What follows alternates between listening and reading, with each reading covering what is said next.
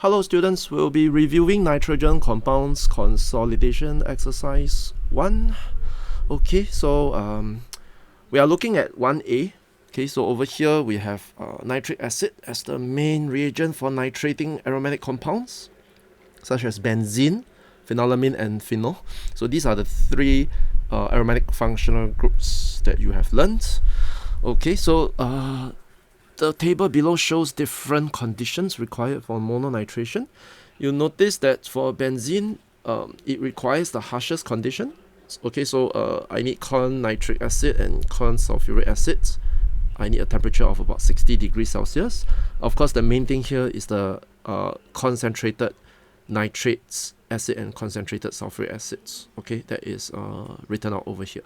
Okay, and then for part 1, you're supposed to explain why is there a need for the concentrated sulfuric acid to be used in the nitration of benzene, but not for phenylamine and phenol. Of course, if you look back at topic 12, arenes, why is corn sulfuric acid required, right? It's actually required as a dehydrating agent, okay, to produce the nitronium electrophile. Yeah, so the main purpose here is to produce NO2 plus. Yeah, from nitric acid. So both of them will react in an acid-base reaction. After that, H2O will be expelled out, if you could recall. Okay, so maybe I can write it over here. Not going to draw the mechanism, but basically just to show you what exactly is happening. Okay, we have this, and then this part gets nitrated. Okay, and then basically the pi bond is formed, and then water is being kicked out. Yeah, and then this will lead to the formation of the nitronium electrophile. Yeah. However, right, this is not required for phenylamine and phenol. The reason is because both phenylamine and phenol's aromatic ring is electron rich enough, okay, for it to perhaps generate its own electrophile, or electron rich enough for it to react with nitric acid directly. It does not need an external agent, right, to force an electrophile to be generated. Then you might be asking, why is it necessary for benzene then? Okay, because the aromatic ring in benzene is not electron rich enough. Yeah, so it's the same kind of logic that we discussed previously. If you are looking at a system that is highly nucleophilic, then we do not need a very strong electrophile to react with it. But if you are looking at a system that is weakly nucleophilic, then we need a strong electrophile to be present in order for there to be a successful reaction between the two. Yeah. So in this case, for benzene, not as nucleophilic as phenylamine and phenol. So therefore, it needs a strong electrophile to be present before electrophilic substitution can take place. And the strong electrophile in this case is NO2 plus, and this can only be generated between corn nitric acid and corn sulfuric acid. Yeah, so that is how you should go about approaching the answer to A part 1. Then when you look at A part 2, right, they are asking you with reference to the table, the data in the table, right, comment on the difference between the reactivity the reactivity between phenylamine and phenol towards nitration. So you note, okay, so I may want to erase this part because it's not very visible. Okay, so you notice that for the nitration of phenylamine, right, the temperature is 20 degrees Celsius. Okay, but for the nitration of phenol, I need a higher temperature, which is 40 degrees Celsius. Then you might be wondering why that is the case. Okay, so if you take a look at both phenylamine, okay, and phenol, okay, both of them contains lone pairs of electrons on the heteroatom, in this case nitrogen and oxygen respectively. Okay, now if you heard the lecture I gave in the topic of arenes, right, you'll notice that I use the term sigma withdrawing but pi donating. Okay, so that means that okay, so I'm just going to illustrate using one example. So okay, I'm just going to draw out the phenyl ring with the p orbital like this. Okay, now when I have, let's say, OH over here, right, the lone pairs of electrons will be parallel to the p orbital in the phenol ring. Yeah, but because oxygen is more electronegative than carbon, right, the oxygen will exert an electron withdrawing inductive effect and pull the electron density towards itself via the sigma bonding framework. However, right, because the p orbital, or rather the lone pairs of electrons in the p orbital is parallel to those in the phenol ring, it will also overlap side on. So we call this effect delocalization. So we say that the lone pairs of electrons on oxygen in phenol and the nitrogen in phenolamine, right, will partially delocalize into the phenol ring. This partial delocalization effect is more prominent for NH2 as compared to OH because nitrogen is less electronegative than oxygen. Yeah, so because nitrogen is less electronegative than oxygen, it holds onto its lone pairs of electron less dearly. So in that case, right, the lone pairs will delocalize into the phenol ring to a great extent as compared to that in the OH. And because of that, the electron density of the phenol ring in phenolamine is greater than that in phenol, and that explains why a lower temperature is required for nitration. Yeah, so remember that whenever you explain things, always focus on electronic effect. If you can't explain using electronic effect, then steric effect probably can come in to help you in your explanation. Okay, yeah. Then we can move on to part B. For part B, we are looking at histidine. Okay, it's a naturally occurring amino acid used for repairing. Okay, so they give you some context. Okay, so the structure is given here. Okay, so this is a side chain. So in case you want to revise amino acids, then this is what we call alpha amino acids. Okay, so normally we write the NH2 to the left, carboxylic acid to the right. The carbon in the middle we call the alpha carbon, and then we have a H here. So this is the alpha carbon over here. And then in this case, the side chain is a CH2. And then bonded to a 5-membered ring. The 5-membered ring is what we call imidazole. Okay, so NBH, and then this is bonded to a carbon, and then a nitrogen. This is a double bond. Okay, and this is Na. Okay, so there's a lone pair here, and there's also a lone pair here. Okay, that we need to be aware. Okay, so question is the two nitrogen in the ring are sp2 hybridized. So you are given this context. Okay, so these two nitrogen are sp2 hybridized. Explain why nitrogen Nb does not have a pKb value. Okay, so they are trying to ask you, right, how come Nb is not basic? Okay, so for this question we need to understand a little bit based on the let me see if I've drawn this correctly. 1, 2, 3, 4. Yeah, it's correct. Okay, we need to answer a little bit based on the fact that Na and Nb are sp2 hybridized. Okay, so with that, I need to sketch out a structure over here. So just bear with me a little bit. 2 carbon. So this is Nb. Okay, and then there's a H here. And then okay, I need to sketch like this. Okay, this is Na. Okay, like this. Okay, so okay, then this is the R group. So this is the part that breaks off. Okay, so this is the p orbital. Okay, and you know that they overlap side on. So in that case, that for Na, right, the lone pairs of it. Okay, there's no lone pair here. Sorry. There is a p orbital that overlaps side on with this carbon. Okay, and being sp2 hybridized, one of the lone pair is in the sp2 hybrid orbital. Maybe I use a different color so to make it more obvious. Okay, for the case of Nb, right, this lone pair will be partially delocalized into the phenol ring, or rather into the pi system. Okay, so Na and Nb looks like this, sp2 hybridized. How can we understand it? How can we understand the structure based on this? Is it that we just answer it according to whatever we think is correct? Not really. That's not the case. If you look at Nb, right, it forms 3 sigma bonds, right? 2 to the carbon and 1 to the H. So therefore, right, the sp2 hybrid orbitals is fully utilized. Yeah. So that means that its lone pairs of electrons must be found in the non-hybridized 2p orbitals, which is what I have drawn in pink.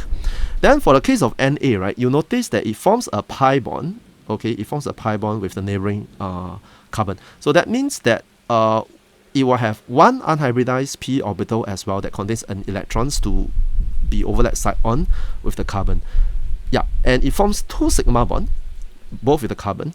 So in that case, right, in the sp2 hybrid orbitals, two of the electrons are being utilized to form the sigma bond with the 2 carbon, and then there will be a remaining electron pair, right, that is found in the sp2 hybrid orbital that is orthogonal to the pi system. Yeah, so when you understand it from this particular perspective, then you will be able to tell that the lone pairs of electrons in Na, right, is more available to coordinate to a H plus as compared to that in Nb, because for Na, the lone pairs of electrons is perpendicular to the pi system. That makes it not being able to delocalize into any pi framework. So therefore, it is available to donate to a H plus. But for the case of Nb, right, in pink, the lone pairs of electrons is parallel to the pi system, right? So that allows partial overlap into the pi system. In fact, if you study it more, right, it is actually part of the aromatic framework in imidazole in this 5-membered system. Yeah, because you can delocalize, that means that the lone pairs of electrons will not be available to coordinate to any H plus, because once coordinated, right, it will lose its aromaticity.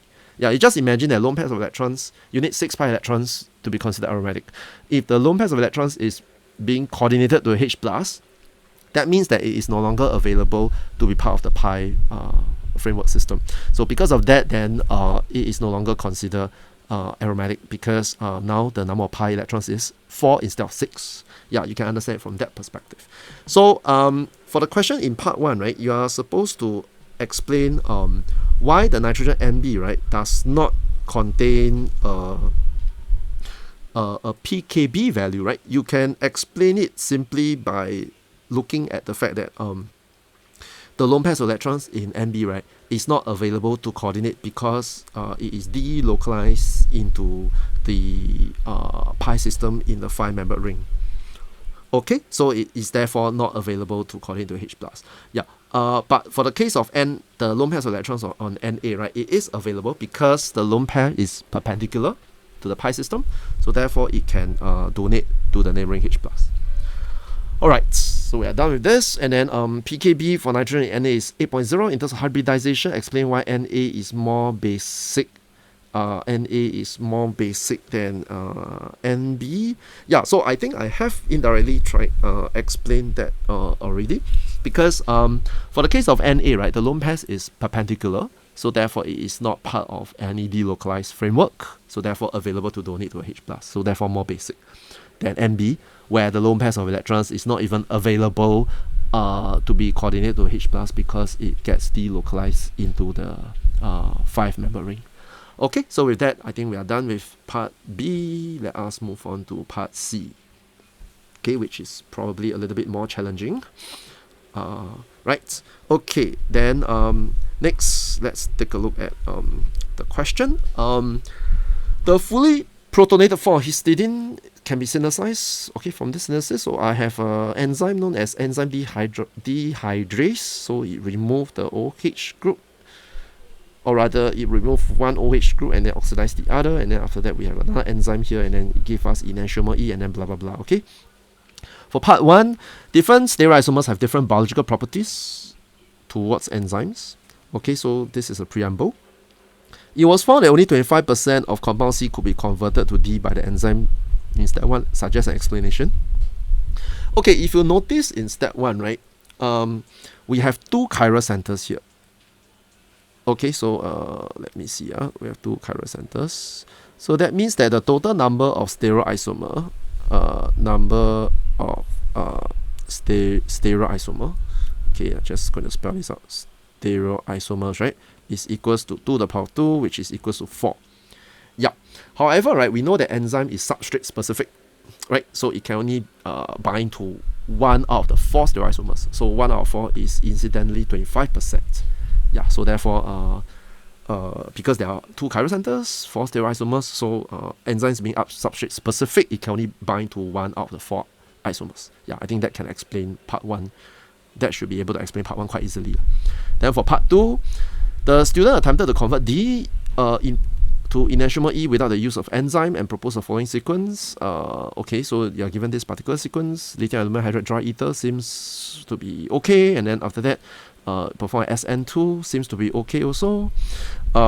Question is, by considering the stereochemical outcome, each step explain why each step is not suitable to produce a good yield of enantiomer E. If you look at 2A, right, we know that this particular carbon, the carbonyl carbon, is trigonal planar in terms of geometry. So therefore, for the hydride to perform the reduction, right, it will have to approach the carbonyl carbon from the top and bottom plane with near equal probability. So I'm going to get 50% each. I'm going to get an enantiomeric pair. Yeah, so therefore, right, it's not going to be a good yield because I'm going to get 50% mixture. Yeah, so I think the key explanation for this will be focusing on the fact that the hydride can only approach from the carbonyl carbon from top and bottom plane with near equal probability. So because of that, I'm not going to get a good yield of my alcohol.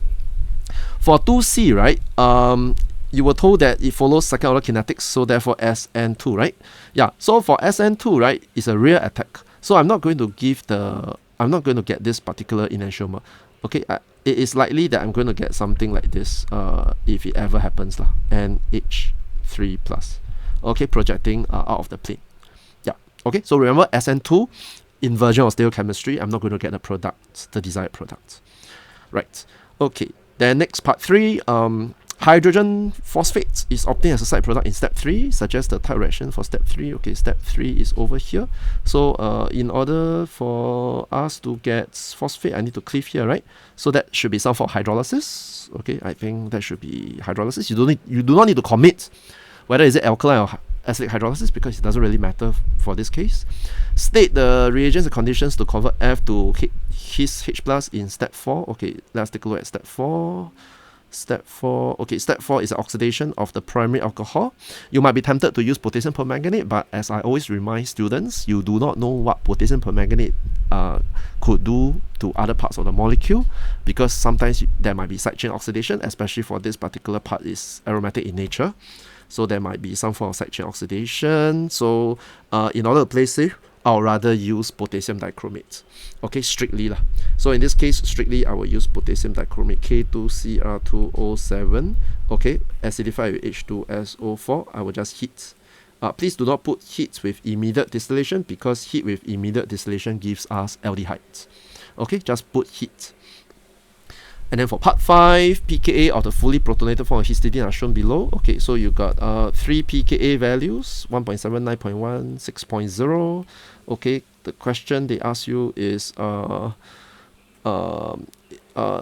abstracted, purified, transferred into a buffer solution, pH 7.55 of storage, draw the structures at this pH. Okay, so at this pH, right, the carboxylic acid will be deprotonated. Okay, the aromatic proton in the 5 membrane will also be deprotonated because 7.55 is significantly above pKa of 6.0. So the predominant species should be the deprotonated carboxylic anions. Okay, and of course this will remain protonated because it is still 7.55 is still quite far from 9.1. Okay, and then the rest I'm just going to draw it out as it is. Okay, like this. Okay, so this will be the predominant species at this particular pH. Okay, so with that, we have come to the end of the review for consolidation exercise 1 for nitrogen compounds.